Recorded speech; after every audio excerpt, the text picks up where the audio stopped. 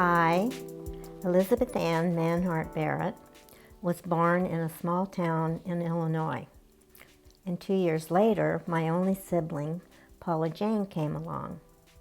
My father, Paul E. Barrett, was an accountant and he worked in the local bank.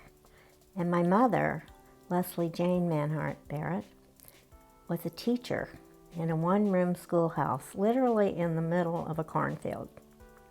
When I was about 4, she began taking me with her to school, while Paula Jane stayed with Mother's sister in a nearby town.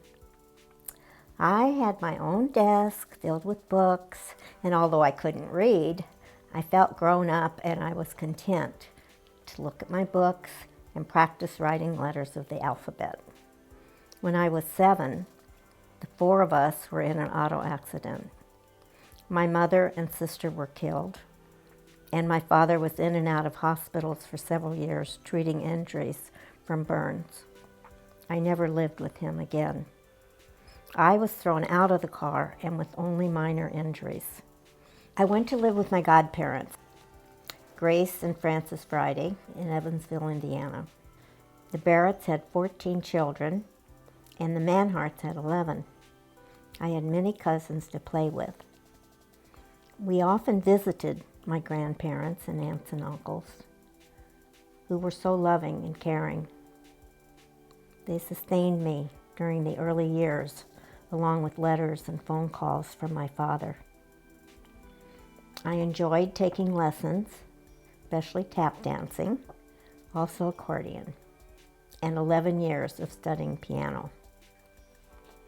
My dream was to grow up and first of all to have a happy marriage with children, and also to have a career like my mother, a feminist who did not give up her career when she married. When I was 12, my father married again. He gave me the choice to live with them or not, and I decided to stay with my godparents. He and Evelyn had 3 children, Patricia, Kathy, and Tim. During summers, I would visit them, and again later at Barrett family reunions.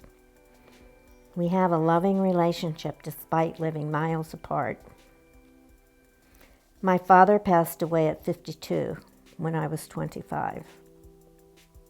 After high school graduation, at 18, I married my childhood sweetheart, Joe Shetler Jr. At 20, I had my first child, and at 25, my 5th. Joe the 3rd, Jeffrey, Paula, Pamela, and Scott.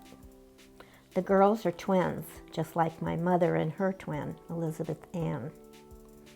Those days of raising the children were the happiest of my life. My children have all married and have children. When my youngest child was in 1st grade, I entered a baccalaureate nursing program at the University of Evansville. In my first nursing class, I realized nursing would be far more than I had ever imagined it would be. And so it was and is. I wanted to become a nurse so I could care for people who were suffering. In 1976, I moved to Greenwich Village to study with Martha Rogers for the PhD at NYU. My first job in New York was the fulfillment of a dream that I had never imagined would come true. The ultimate challenge at that time, if you were a psychiatric nurse, at least for me, was working at Bellevue's psychiatric hospital with its 12 locked units. I became a float charge nurse on evenings. I worked on all 12 units during the time I was there. After completing a postgraduate psychotherapy training program, I opened a part-time practice, private practice, in health patterning in 1980. It is the one job I have never left. It was another dream fulfilled. In 1986, I returned to academia to be with students and continue my research in the powers knowing, participation, and change theory. While at Hunter Bellevue School of Nursing, Hunter College, one of the City University of New York schools, I became director of the graduate program, and later I was coordinator of the Center for Nursing Research. After 15 years, it was time to leave teaching and expand my private practice and further develop the practice applications of the power theory. I learned many aspects of practice, particularly guided imagery and other modalities, from my physician colleague, Gerald Epstein, who has a similar worldview as Rogers. Jerry and I have conducted research, published articles, and co-developed the power imagery program together. For 40 years, New York has enriched my personal life with theater, museums, the parks, and much more, especially my 24 summers at Fire Island. And I look forward to returning to Indiana in the near future. Well, Elizabeth, I am so excited to meet with you today and to hear you talk about your theory of power in your own words. And I'm so glad you agreed to do this interview. And I know the viewers are going to be so thrilled to get to hear it and to see you and to hear you tell that. Thank you, Martha. I'm so honored to have been invited. So, yes. Well, one of the things that I like for us to start with is for you to sort of tell the viewers how this all got started. Okay. Yeah. All right. Well, it all got started one Friday afternoon. I was leaving my faculty office at the University of Evansville, and a colleague handed me a book, and she said, "I think you'll find this interesting." So, thank you. Well, it was Martha Rogers' Purple, 1970, An Introduction to the Theoretical Basis of Nursing. And I was going across the street to get my hair done. And in those days, you know, we had to sit under the dryer with all the rollers. And I opened up that book, and I didn't know what it was all about, but it just attracted me like a magnet. And so that was kind of the beginning shift. When I walked out of that hair salon, I knew my life somehow had changed. And then a few years later, I realized, I was divorced by then. I realized, gosh, my children, 4 of the 5, are going to be in college all soon. I could go anywhere. Where would I want to go? Immediately came a flash to NYU to study for my PhD with Martha Rogers, and so I did that. So I moved to Greenwich Village, and that's how it all started, my journey. And now that's when I met you, when you were in Greenwich Village. That's right. Yes, exactly. I could actually look out my apartment window and see the building where Martha taught her classes. So I had the good fortune to have Margaret Newman as my advisor. And she said, well, I'd like you to start right away, pick your topic for candidacy. So I was a feminist, still am, and I was very interested in the parallels that nurses, as primarily a female profession, had certain concerns and issues that were quite similar to the same issues that women as members of society had. So that was my topic. And when I finished, I realized the common denominator is all about power. So I thought, I'll do a power dissertation in Rogers' framework. So I started looking at the literature. Well, most all the theories were not the kind of power I was interested in. They were all about force and domination and control, and mostly the authors were men. In fact, almost, I think, all of them. And then they were studying primarily affluent, white, Anglo-Saxon Protestant males. So I knew that just really didn't fit. Wasn't the kind of power I knew that existed, but that wasn't it. And actually, Rollo May, you could summarize all the power theories that have to do with control by his definition. Power is the ability to cause or prevent change. So I traced the literature back several centuries to look at just the idea of power. How are they talking about it? And there was a lot in philosophy, especially existentialism, existential psychology. So I finally sort of had a handle. And you know, Rogers often said, we can knowingly participate in change. So one day, actually it was the first Nurse Theorist Conference in 1978, and all the theorists were talking about their theories, and I heard Martha have that phrase, and I thought, that's power. Power is our capacity to participate knowingly in change. So that's when the dissertation started rolling. Oh, okay. And I was at that conference. That was a nurse educator conference in New York. Yes, yes, it was. Yeah, yes. I was at that conference. Margaret Newman first presented her work there. I participated in Mimi Ferentz's study because she was collecting data at that conference. Yes, and I was in her sample. Yeah, well, that was a great conference. But that was the first time all the theorists came together. Yes. In one place. Yes. And a lot of them would get up and say, I'm not a theorist, I've developed curriculum, or I developed a practice model. And so it was in the early days of theory, really. Yes, and it was. understanding theory. That's right. Yeah. I mean, that was one of the things I encountered when I started trying to see what are the indicators of power, because you know, we're going to do a quantitative study. And there was no way to measure it, because in Rogers' framework we didn't have many tools at that time. No, we didn't. We That's had right. Helen Ferentz had one. Yeah. So I had to develop one. So Martha asked me at one point, because it was a while before she could catch on to what I was talking about. Because I know. In her science, she didn't use the word power. She used it a lot in her political writings, very strongly, but it was about that other kind of power. Yeah. So she said, well, how do we know it when we see it? So finally, a long story short, I came up with 4 qualities that define power more specifically: awareness, choices, freedom to act intentionally, and involvement in creating change.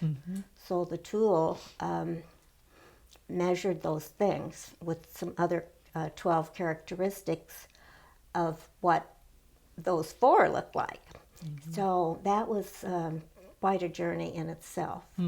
But what was very helpful to know, because I had said they're interrelated, but they're different by definition. But on the factor analysis, they did load on one factor, so that supported that idea. And construct validity, which not only says if you have factor loadings of 0.40 or more, you have construct validity, which I did have. And the reliability was also good. So I thought it was, ready for people to use, and they did start using it. Yes. So that was kind of what happened. And then I had, a few years later, this epiphany, because Martha, I could not understand why this other kind of power, it also involved awareness, choices, freedom to act intentionally, involvement in creating change. And then it dawned on me, oh, power is power. It's how you use it that makes the difference. So it's just a phenomenon, exists in the universe. So that's when I came up with naming them power's control and power's freedom. Oh, okay. Yes. Okay. I really didn't realize when that transition happened over time. Probably maybe 10. You live with more. this forever once you Yes, do you this. do. Yeah. It's been yes, it has been my passion, and I actually have never gotten bored with it yet. It's been, Yeah. And then this power can manifest in many forms, so many we couldn't possibly name all of them.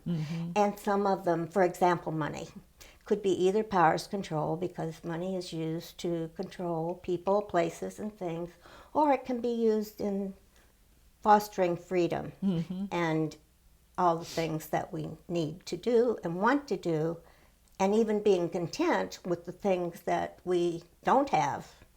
And it just goes on and on. Knowledge is the same. It can be used for control or for freedom. And then some forms can only be powers control, like abuse and going all the way to murder. And some are only powers freedom. So most of the theories that are out there, like social theories of power, political theories, empowerment, personal power, those can be used in either way. And that is just kind of the basic nuts and bolts of this work, of the power work.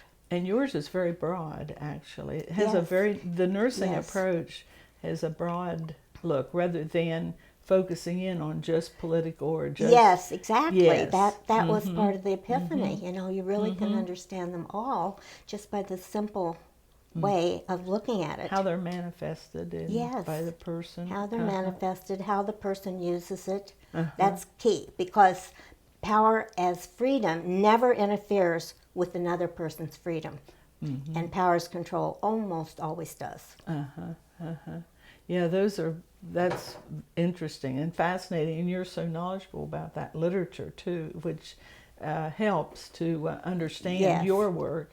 It as does. you can draw the contrast. And I find, yes, in practice, that now that I have the contrast, and people, of course, know all about, especially powers control in our day-to-day world, and so when they see that there's something else, and that's what we're working toward, then that's what happens. Well, that's wonderful. That kind of leads us in to, I want to have us talk a little bit about practice and education and the way that your work has influenced research and administration. So let's kind of talk about practice. All right. Okay. Practice? Yeah, we'll start with practice. When people come, and after I've had this private practice small since 1980. It's the only job I've never left. And when I went back to academia after I'd been in administration, I was there for 15 years, and then I decided it's time to leave and expand my practice so I can really work on what the applications are going to be, because it was kind of coming from scratch. So I did that, and when people come, I say to them, what do you want? What do you want to be our work? Tell me 1 or 3 things. And they do. And then I tell them what power is, and then we can enhance your power in the way you're using it. And they say, well, how? I said, well, whatever the thing you want to look at that you said you wanted, maybe your awareness can be increased, maybe your choices can be different options that you've never thought of. Maybe they're not realistic. Maybe they have to be given up, whatever. And then the freedom you have to act on what you want, this choice making, following through, that's what freedom to act on our intentions really means. We carry out the choices we make, and then we just go about doing it. We get involved and see what happens. But it's not causal, because the other power theories are, and that means if I do this, you will do that. That's powers control. Powers freedom. If I do this, I'll see what happens. There's no prediction. There's no attachment to outcomes. And I did find quite a bit of support for that in the philosophy literature. And that was extremely helpful to me, because Roger says, it's not a causal point of view of the world. So now, in your practice, yes, how do people find you? What do you advertise, or no, how does that happen? Is it don't. Word of mouth, or? I suppose almost most all of my clients come from other clients. They refer friends, colleagues, and And what do they think they're coming to? That's what I'm trying to get at. Well, We haven't really said that. that's right. Health patterning is what I call my practice. Oh, okay. So they have some kind of health issue, maybe. Or... Well, it's a very broad-based definition. It means guiding people to make the changes that they want to make. I don't decide what that is. And they get some idea about what unitary means. Parsi has a wonderful definition. Unitary means indivisible, ever-changing, and unpredictable. So when people see that they're not a bundle of parts, they're a unitary person, that usually catches on. And then we just go from there. But it's really not talk therapy. We have a lot of modalities, and that's where I've learned and studied from Gerald Epstein's work for guided imagery. And some people don't want to do imagery, of course. And I'm not expert in all modalities, but therapeutic touch. I've studied with Dolores Krieger and Dora Kuntz. And also dream reading, which is a different way of looking at dreams without interpretation. And something called the power imagery process that Gerald Epstein and I developed. And then something called the power profile. Oh, okay. And the power profile is they fill out the tool. They don't know what they're being assessed. There's no indication of power. And then the findings from that are a guide to qualitatively working with the person to see where their higher strengths are, where the lower are, and how they go together and what they might want to change.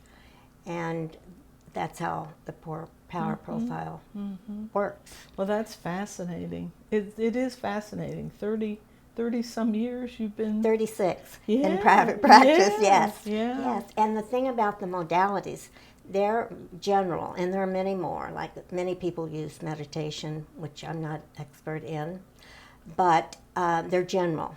Now, I have something I've developed called the power prescriptions. Oh. Nothing like a medical prescription. It's not telling somebody what to do. But what it is, it individualizes those modalities for a specific human being, or it could be for a group of people. And by doing that, for example, a modality might be imagery for someone who has anxiety. And there are many imagery exercises. But when you give the power prescription, when I can figure out and help other people that I'm teaching about practice, is what would be one that fits this person's dilemma. And maybe I create one from what they've been talking about in the session. And so that's individualizing the general modality.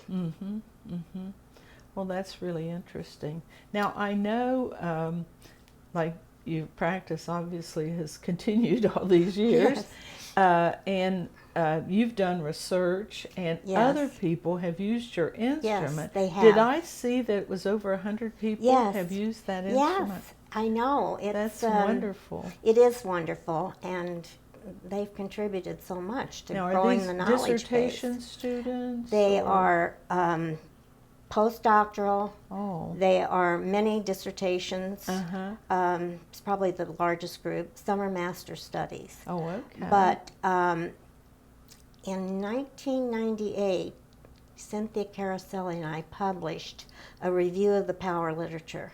So we looked at people who had contacted me for permission to use the tool, and we sent out the information we needed to have to summarize.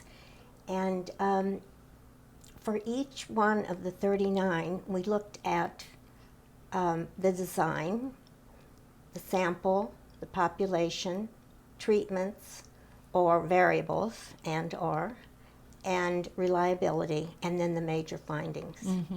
So later, 2003, Tae-Suk Kim did a follow-up using the same design, And also she searched the literature to add, and she had about 46 studies. So that gave us about 85.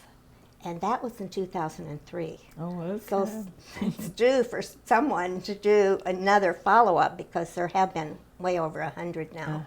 And the reliability of the tool has held up. It's been used with many groups because the idea is in power. It's not about a certain group of people. It's just about people. It's about people of all walks of life, all socioeconomic groups, education variables, and it's just a way, as Roger said, nursing is the study of people and their worlds, and so it's that human environment interplay that goes on always. Yes. Well, this is so interesting. Now, I know that you're doing some work, instrument development. We haven't really talked about that, and I do want you to talk about that. All right. I've known for a long time that the 52-item semantic differential power tool, we call it the power PKPCT, it's not practical for nursing practice. It's just too long. And so I wanted to develop short form. And finally, I did, and we've decided rather than, because Violet Malinsky is part of this, we're calling it the Barrett Malinsky PKPCT short form. Okay. And she's taking care of looking at all the data that we're collecting for the psychometric properties and also how the short form corresponds to the long form, the correlation. So that, I think, because it's very short and it's very brief, and I think it does replicate the longer form, and that I hope will be in nursing practice. We also have what we call the Barrett-Malinsky PKPCT short form health patterning modality. And what that means is our vision is that the nurse will have the instrument on a tablet and go in and explain to the person and ask them if there's something that they would like to really focus on, talk about, and explore a little bit differently than perhaps they've thought about it at this point.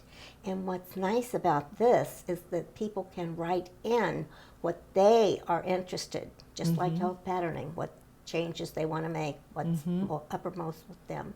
For example, someone might come in to the hospital, let's say he's been there 3 days and with a heart attack, but maybe that's not what's uppermost on his mind. Maybe his relationship just broke up, maybe he got a promotion and he's scared, or it could be, well, my dog died and I'm tired. I mean, I'm so sad. I'm just crying all the time. I'm lonely. And so it could be anything. And then they look at these indicators of, okay, how is your awareness about this? And then there are 3 responses that they respond to, opposite adjective pairs. And then the choices. Are they timid or assertive? Are they chaotic or orderly? Are they constrained or free in relation to this? And then are they following through on whatever it is they've been trying to do? So maybe there's some new things to think about. And then finally, their involvement in creating change. So the nurse can then score it. I mean, it gets scored immediately, and then the nurse can discuss with the person what is that are the stronger areas of power, the areas that aren't quite so strong, and questions that the person has. There are additional materials that give some follow-up and follow-through on. So that's something that might happen just in a nurse some comment like that could just happen, but this form is going to kind of guide that. Is that, am I Yes. thinking right Yes, about that? that's correct. Yes. Yeah, and it'll kind of guide that and guide the person, but help the nurse too Yes. to really work closely with whatever is primary for that. Exactly. That's right. Weaving in the health teaching. And if the person doesn't want to write something or can't think of anything, then the nurse can put in the diagnosis of what they're there for. But it can be used anywhere in community agencies as well. Now the short form will have how many items? It has 12 items. Oh, okay. But 3 of the 12 characteristics in the longer form, what we've really done is just eliminate the repetition, because the 12 characteristics are randomly ordered over all 4 of those qualities. Oh, okay. So now we've just picked the 3 that are most appropriate for each of the 4. So we have 12. That's why we think it's replicating the other one. And then we have 2 other forms we haven't tested yet, but they're very simple. They're just very simple. 4 questions. And then the second thing you mentioned, is that like a booklet, or what is that is going to be the patterning modalities? Am I saying that? Well, that's the whole process of using technology in a more efficient way. So there'd be very the quickly. short. Oh, excuse me. There'd be a short form, and then is that a booklet, or what is that to guide? It's not a booklet Okay. yet. Oh, okay. Because this is a work in progress. Yeah, I knew you were working on it. Okay. Yes, Okay. and of course Violet Malinsky, who is doing a lot of the power work now. So you haven't really decided what form that'll be? Well, we have the addendum materials already. We have Okay. everything, but we don't have it in a booklet. I'm working with the programmer that has done my website. Okay. So it could be the booklet that you would get with the short form. Could be yes, in there. yes, Be exactly. Okay. Yes, exactly. And of course, I it'll see. have printing capacities if the nurse has that ability to do that for the client. So. Well, that's really exciting. It is exciting. It's exciting. Elizabeth, you've had such a wonderful career and used a lot of opportunities well. Well, thank you, Martha. You know, someone pointed out to me recently that in fact, it was just a person I sat next to on the plane. We were just talking, and she said, "You've made good decisions." I said, "Well, I hadn't really thought about it that way." I know. But that's what I would say about you. You've made a lot of really good decisions. Well, thank you. That have brought you to this place in your life. And other people have contributed so much, because otherwise it wouldn't be what it is, because it's all about other people building the knowledge base. I know. They help us move along. They certainly do. Yeah. Yes. Yeah. This has just been delightful. It's so good to talk to you. And I just don't know if there might be anything else that you might want to share, because we've really pretty much covered everything. But what would you like to, is there anything? One thing is, how do I say this to people when I'm trying to explain what this theory is all about? To just say in a few words. Oh, okay. I didn't ask you that earlier. So yeah, go ahead and tell me that. It depends on the person, of course, because I don't have like a monologue exactly. But I often start out by saying to the person, you have power. You were born with it. You've been using it since your very first cry. No one can give you power, and no one can take it away. So now I'll tell you what it's about. It's about making changes. It's about making changes intentionally and with awareness, because we're always making changes, but in our day-to-day lives, but we aren't always thinking about them intentionally, what it is that we're trying to create, knowing that we may be able to and we may not. So then I tell them about the 4 dimensions. I call them dimensions, awareness. And by becoming more aware of what you're doing, making perhaps different or even the same choices, but doing it by thinking about it and by being aware and then following through on them. You know, we just can't say I want to lose weight and then run into the refrigerator at midnight and have ice cream, because that's what happens with our New Year's resolutions and a lot of things. So then, you know, you've got to involve yourself in creating whatever this change is that you say you want. Mm-hmm. And you just see how it turns out. Mm-hmm. We don't know. Well, that's really excuse me. That is a very good short answer that really covers what it's about. And then, you know, I want to have a dialogue, and I tell them, please ask questions as we go along, and at certain points I'll say, well, is that enough for today? Or would you like more? You know. So. Yeah.